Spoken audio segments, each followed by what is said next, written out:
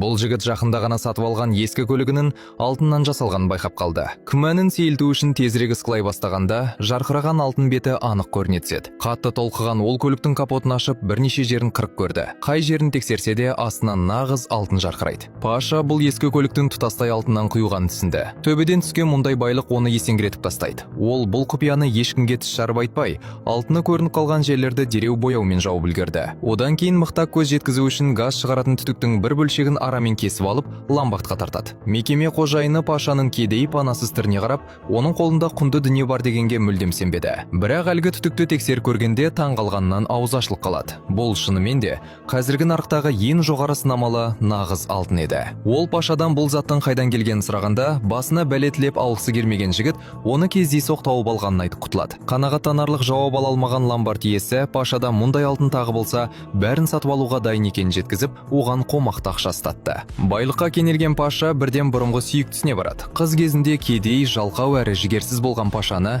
баяғыда-ақ тәрк етіп, оған мүлдем бұрылып та қарамай жүрген еді. Алайда Паша алдына үлкен соманы жайып салғанда, ақша қыздың ренішін лезде ұмыттырды. Бұрынғы ғашығы онымен татуласып, құшағына қайта оралады. Жаңа байлықтың буымен олар алтын көлікті тізгіндеп, ақшаны оңды-солды шаша бастады. Бірақ олар жуырда бастарын үлкен бәле шалатынын әлі сезбеген еді. Бұл алтын көлік іс жүзінде жергілікті мафия басшысының көзі тірісінде арнай жасатқан мұрасы болатын. Сыбайластары бастықтарының үлкен көлемде алтын сақтағанын білгенімен, оның нақты қайда екенінен бейхабар еді. Басшы қайтыс болғаннан кейін оның ұлы Буба да алтыны қайда екенін білмей, қауіпті жағдайда қалды. Бубаның тіс жармағанын көрген мафия серкелері еш аяусыз қысқышпен оның бақайын жұлып алады. Осы уақытта Паша көліктің бұрынғы иесін тауып алып, қалған ақшасын төлейді. Ол кетуге ыңғайланған сәтте көлікті іздеп келген мафия өкілдерімен бетпе-бет келеді.